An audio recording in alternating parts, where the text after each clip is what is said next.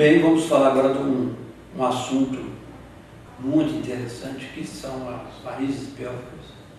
Esse é um tema apaixonante, eu gosto muito, né? Chamado em inglês de pelvic leaks, vazamento da pelve. Esse é um determinante na história da espuma, porque durante muito tempo a gente analisou as varizes de membro inferior como coisas específicas do membro inferior. E essas varizes pélvicas e as conexões da pelve com o membro inferior nos permitem alargar o nosso horizonte para entender melhor essa doença complicada que é a insuficiência venosa crônica. Então é melhor que a gente entenda tudo, todas as veias, do distrito cavo inferior. O distrito cavo inferior são todas as veias abaixo do diafragma, infradiafragmático. Essas veias são responsáveis pela coleta do sangue que irrigou todo o membro inferior, toda a pelve, o abdômen baixo, em direção ao coração. Isso dá para a gente, permitiu a gente alargar nosso horizonte. Assim como a espuma alargou horizontes, a variz pélvica, dentro do estudo, né, nos permite também alargar nossos horizontes. E é por isso que eu pus essa primeira foto aí, que é uma foto da janela do meu consultório. É uma foto do poente visto da minha janela no consultório. É um sinal de um novo horizonte na janela do meu consultório. Eu achei que tinha alguma coisa a ver com a espuma, quando eu estava começando a fazer espuma. Mais de 10 anos de consultório, só quando eu comecei com a espuma que aconteceu uma paisagem dessa. Então eu acho que é um prenúncio de uma coisa nova. Assim como as varizes pélvicas, né? Vejamos, o estudo dessas varizes pélvicas começou com De Waals em 1851, mas me marcou muito no passado o estudo dessas varizes pélvicas, a presença do americano Taylor em 1949. Talvez coincidência, que seu ano que eu nasci, mas também pela paixão com que ele dedicou ao tema. Ele estudou anatomia, fisiologia, cirurgia, raio-x, tudo que podia interessar para ele entender. Até a psiquiatria das varizes pélvicas, ele estudou nessa época e publicou. Né? É quase a metade do American Journal of Obstetrics and Gynecology, nessa época da publicação dele, é dedicada a ele. Tinha artigos de tudo, isso em 49. Né? Ele relata até um caso de um suicídio de uma senhora que tinha dor na pelve e que procurou o ginecologista, ele examinou, encontrou as doenças que falavam, as doenças da cartilha do ginecologista, as doenças habituais, não encontrou explicação. Mandou aquela paciente para o gastroenterologista. O gastroenterologista também não encontrou nada na cartilha dele de gastroenterologista. Falou, não, a senhora não tem essa sintomatologia que a senhora está tendo. Volta lá no ginecologista. Voltou no ginecologista, aí ele mandou essa paciente até para o psiquiatra. Ela está queixando de coisas e eu não encontro lesões nos órgãos dela. O psiquiatra examinou e falou, não, é uma pessoa normal do ponto de vista psicológico, não tem nada também de doença. E voltou para o Taylor. Aí o Taylor viu que esse caso que ele já tinha estudado, né, era devido a... Mas infelizmente essa paciente não pôde propor nenhuma terapêutica para ela, e ela, desesperada pelo quadro doloroso, ela chegou a suicidar. Então ele se dedicou mais ainda a isso, né? Se fosse hoje, se ele fosse vivo, a gente poderia fazer o tratamento com a escleroterapia de espuma e salvaria essa paciente dele. Aqui no Brasil também surgiram algumas teses falando sobre o tema, né? Amaral publicou no Rio, Castanho na Argentina, e na França, o professor Camina publicou uma grande série do estudo anatômico dessas veias da pelve, é uma série impressionante. Mas recentemente, e se destacou com grande força, foi o trabalho do meu amigo Javier Monedero, da Espanha. Ele apresentou 1.500 casos em que o paciente tinha varizes na pelve e varizes no membro inferior. Então, ele fez essa ligação das veias da pelve com as veias do membro inferior. E no conceito, né, que hoje o professor Nicos chama de varizes não safenianas. Antigamente, a gente punha muita culpa na safena. Hoje, esses casos do professor Monedero, principalmente, são casos de varizes não safenianas. São casos de conexões da pelve com a raiz da coxa, gerando ali uma série de varizes, uma série de complicações de toda essa drenagem venosa do membro inferior e da pelve. Esse trabalho está na revista Flebologia, de 1.500 casos. É um trabalho fantástico. Também na Bahia, que Figueiredo apresentou um trabalho sobre isso. Então, eu volto a insistir naquele conceito de distrito venoso cavo inferior. É distrito venoso infradiafragmático. Essas veias todas têm grandes comunicações. Se não, vejamos.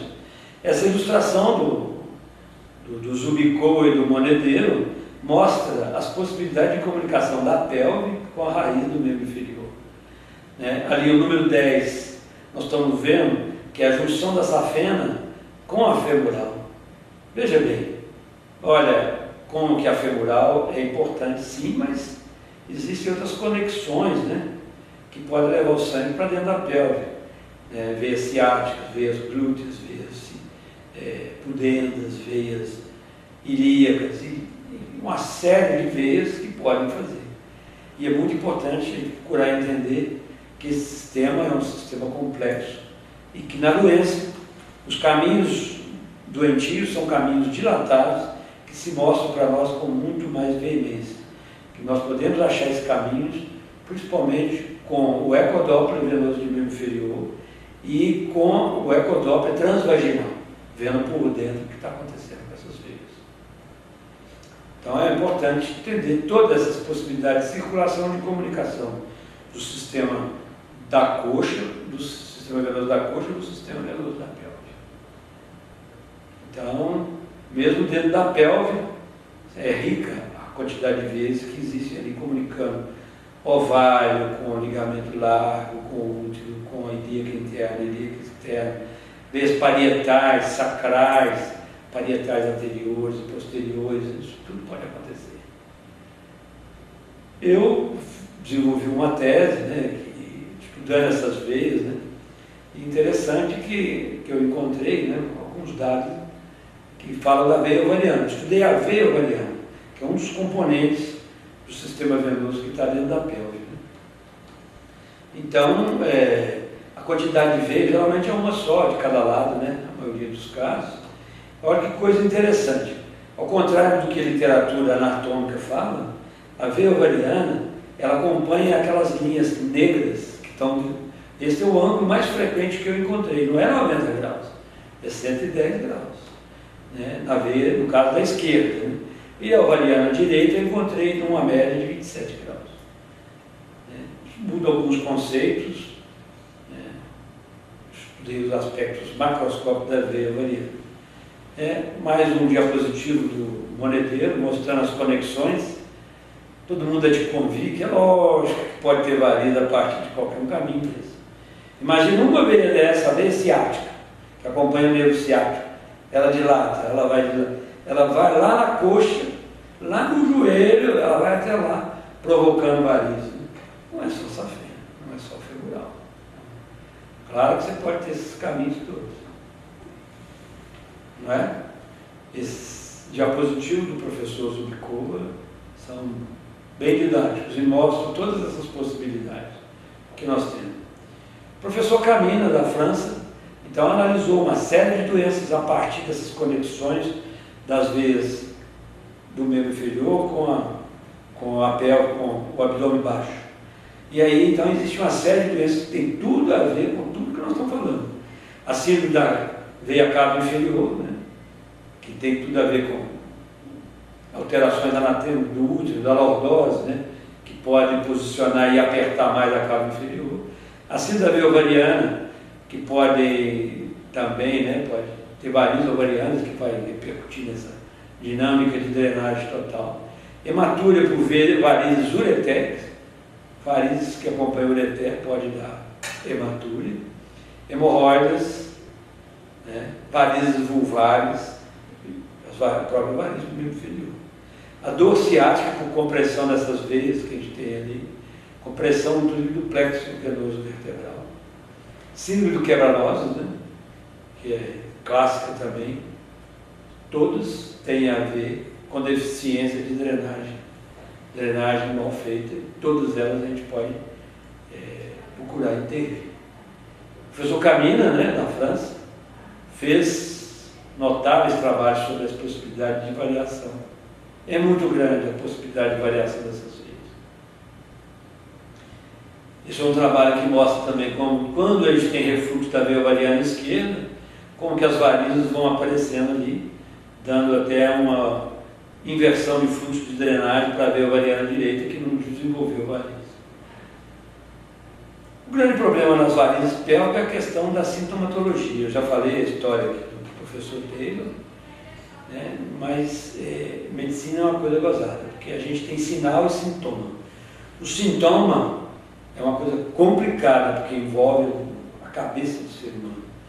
Sintoma, a pessoa às vezes tem varizes, grande porte, FCAP, 5, 6, e não tem dor no membro inferior, mas tem doença. A gente sabe que tem doença. É uma doença venosa importante e não tem dor. E ao contrário, muitos pacientes chegam para a gente queixando dor na perna, essa dor não é devido ao sistema venoso, vai ser de outra origem. Então, acreditar ou não acreditar nessa dor é uma coisa complicada, né? Então eu prefiro me nortear por sinal do que me nortear por sintoma. O sintoma é uma indicação. O sinal de uma doença é uma coisa evidente, não tem discussão. E nós, em flebologia, nos primamos pelo grande sinal, que é uma dilatação. Uma veia dilatada tortuosa é uma veia varicose. Isso é um sinal que nos sela o diagnóstico, independente do que o paciente está sentindo. No caso das varizes pélvicas, é pior ainda, porque a pessoa tem outras doenças que dão dores semelhantes à que dão em varizes. O que caracteriza uma varize pélvica, o que é? Dor no baixo ventre, aumento de corrimento, dispaurimia, que é a dor na relação sexual. Essa sintomatologia se mistura muito, por exemplo, no caso, com o quadro de endometriose, com quadros de neuroses que o paciente pode ter. Fica muito difícil. Mas toda vez que você tem um sinal, varizes na raiz da coxa, varizes na região glútea, varizes ao ecodoppler, você sela o diagnóstico. Aí você tem a dilatação. E mais, o ecodoppler nos permite uma análise, inclusive, funcional, com refluxo ou não refluxo. Isso você fala se é doença, se não é doença. A partir disso, são sinais. Não tem dúvida, né? A sintomatologia a gente deixa só como debaixo do plano, segundo plano, né? Então, esse é o grande problema das varizes pélvicas também. Como a pessoa, como a tendência da população dos ginecologistas, dos angiologistas, é considerar complicado o diagnóstico, eles não conhecem as varizes pélvicas, eles não fazem diagnóstico. Quem não conhece, não faz diagnóstico. Né? Mas aí é um horizonte aberto, é um novo caminho para o angiologista. O angiologista que estuda, ele consegue estabelecer esses novos horizontes na vida prática dele. Então, esses sinais e sintomas é o comentário que a gente faz. Inclusive, abdômen agudo, as varizes pélvicas podem levar. O professor Alcino, do Hospital das Clínicas de Belo Horizonte, me relatou um caso de abdômen agudo que ele não achou nada além de uma flebite da veia ovariana esquerda, dando parada de trânsito, uma grande defesa abdominal, um abdômen agudo. Inquestionável, ele abriu, era flebite de uma varize pélvica, de uma varize de veia ovariana. Então, isso tudo pode acontecer. A verdade é que nós temos, então, que administrar na nossa clínica toda essa questão das varizes pélvicas. Vê ou não vê? Que está dentro da barriga, você não está vendo? Procura os sinais por fora. Os pontos de saída, que o doutor Lourenço Tessari fala, os 5 pontos de saída da pélvica, você pode localizar. Você pode fazer o ecodoppler transvaginal, procurar esses refluxos, essas veias dilatadas. Então, esse é o dilema. Mas a gente tem, entendendo essas bases, nós podemos procurar. Quem conhece a doença, pode procurar a doença nos seus pacientes e explicar quadros dramáticos de tanto recidivo de varizes. A pessoa opera uma paciente de varizes, 2, 3 anos depois ela volta, cheia de varizes de novo. Fala, mas eu operei tão bem operado, tirei essa fenda, fiz isso, fiz aquilo, tudo tão bem, mas e varizes perto que ela tinha? Até que tinha umas varizes perto da vagina. Eram varizes pélvicas, dando refluxo, recidivo, de varizes de membro inferior. São os 1.500 casos do Monedeiro que ele apresentou no início do trabalho dele. Hoje nós temos então exames para nos esclarecer, né, em busca desses sinais, em busca do bom diagnóstico das varizes pélvicas. Quais são? A flebografia, que é o exame. Eu fazia muito na minha época de residente, mas hoje, né, por causa da alergia ao iodo, está se tornando cada vez menos usado, mas ainda pode ser usado. A urografia ainda tem seu lugar, cada vez menos, mas ainda tem. Pode nos dar alguns dados a mais. A tomografia computadorizada, a laparoscopia, se bem que na laparoscopia nós temos um complicante, que quando o laparoscopista ele injeta gás carbônico dentro da cavidade abdominal, com isso ele comprime a veia por fora. Mas uma coisa é certa, quando o laparoscopista vê grandes varizes na pelve, não tem dúvida que tem varizes mesmo. Um relato desse é um sinal de doença, né? E assim como nós temos 20% da população tem varizes, 20% da população tem varizes pélvica.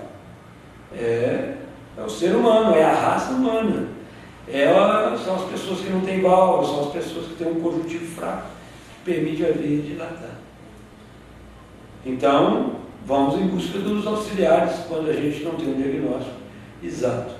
Esses auxiliares têm seu papel. Eis aqui uma flebografia, né, com iodo, mostrando uma veia ovariana gigante. Fantástica essa imagem. Aqui também no ecodoppler, né, a imagem do Dr. Figueiredo, mostrando o refluxo. O Dr. Monedeiro usa uma técnica de tratamento com a colocação de mola, esses cóis brancos, né? Por exemplo, ali ele pegou uma veia ovariana, colocou um cós na parte próxima do ovário e um na parte próxima do rim. E no meio ele colocou a espuma para esclerosar. É uma das técnicas que são feitas, mas implica em um cateterismo. Você tem que cateterizar e chegar lá na veia ovariana para colocar esse cós. Nós temos também a técnica do professor Lourenço Tessari, que é exatamente buscar, através do ultrassom, fazer o diagnóstico dos 5 pontos de fuga da pelve, né, os 5 pontos que ele cita, né? E essas veias, se tem refluxo, estão dilatadas, são fáceis de encontrar o diagnóstico. Então você vai e localiza por qual ponto, pode ser um, pode ser até mais de um, né? Dá vantagem de você mapear o paciente antes e achar de onde veio o refluxo dessa veia. Aqui um caso de uma flebografia mostrando várias veias acompanhando o nervo ciático e uma pudenda contribuindo aí para confundir mais ainda. Então você tem veias ciáticas e veias pudendas nesse caso aí dando refluxo. Aqui é um diapositivo que mostra o Dr. Frederic Van esclerosando na parte posterior do joelho uma grande veia ciática que fazendo injeção com punção direta